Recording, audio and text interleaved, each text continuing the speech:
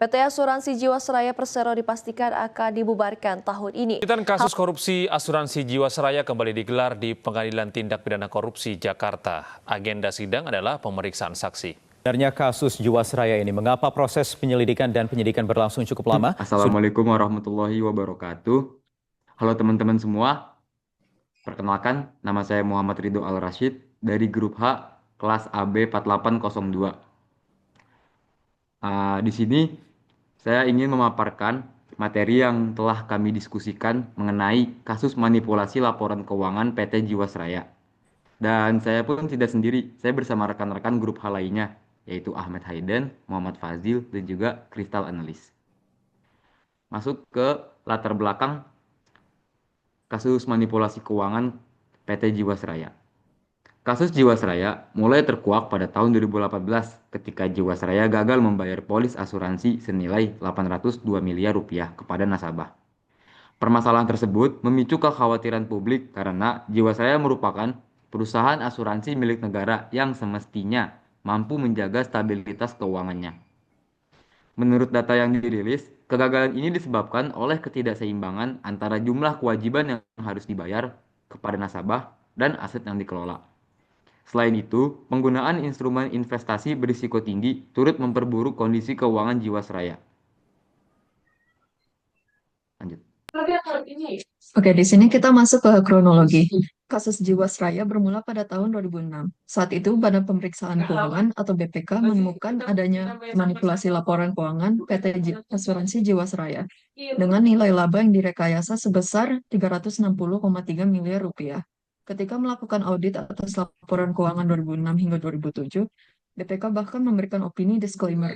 Artinya mereka tidak bisa menyatakan pendapat karena informasi tentang cadangan perusahaan dianggap tidak dapat dipercaya. Masalah terus membesar. Pada 2008, defisit Jiwasraya tercatat sebesar 5,7 triliun rupiah dan meningkat menjadi 6,3 triliun di tahun 2009. Ini menjadi awal dari kebutuhan finansial perusahaan yang kelak meledak ke publik karena gagal bayar polis. Pada tahun 2017, BPK kembali menemukan adanya kecurangan dalam pencadangan sebesar 7,7 triliun rupiah. Seharusnya, jika pencadangan dilakukan sesuai ketentuan, laporan keuangan akan menunjukkan kerugian, bukan laba. Namun angka itu dimanipulasi.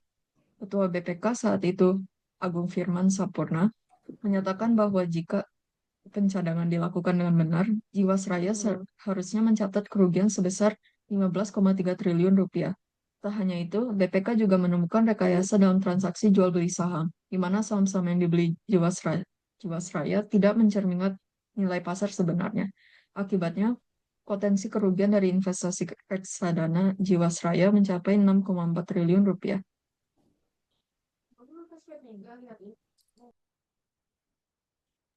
Lalu di sini ada dampak dari kasus Jiwasraya ini sendiri, tidak hanya menimbulkan kerugian finansial tetapi juga berbagai dampak besar terhadap sektor keuangan Indonesia, baik bagi individu maupun negara secara keseluruhan.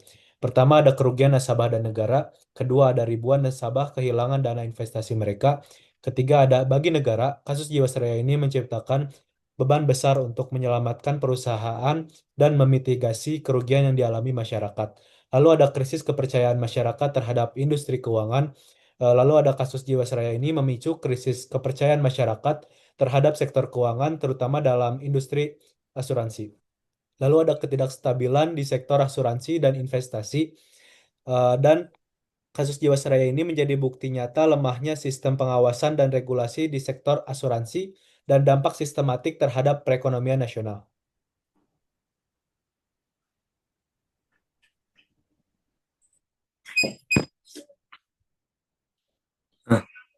Selanjutnya itu ada langkah pemerintah terhadap kasus Jiwasraya. Pemerintah Indonesia telah mengambil beberapa langkah untuk menangani skandal ini, termasuk penegakan hukum.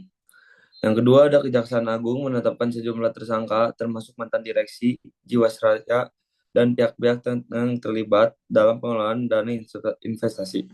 Para tersangka dijatuhi hukuman berat dengan hukuman penjara hingga seumur hidup untuk beberapa di antaranya. Selanjutnya ada restrukturasi perusahaan. Pemerintah merestrukturisasi Jiwasraya dengan membentuk perusahaan baru, yaitu IFG Life, untuk mengambil alih kewajiban pembayaran polis nasabah.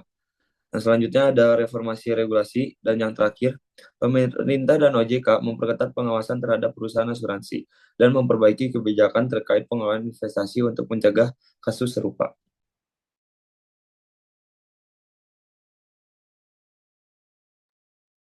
Oke, dari pemaparan hasil diskusi kita tadi, maka dapat disimpulkan bahwa kasus PT Jiwasraya merupakan peringatan keras bagi dunia bisnis dan sektor keuangan di Indonesia.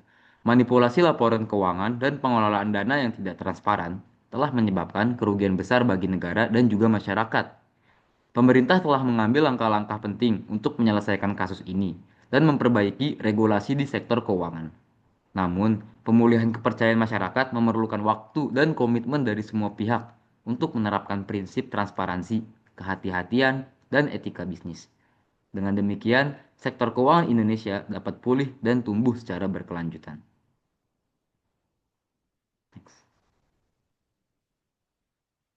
Dan materi yang kita bawakan ini bersumber dari CNBC Indonesia, Kompasiana, dan juga BPK RI.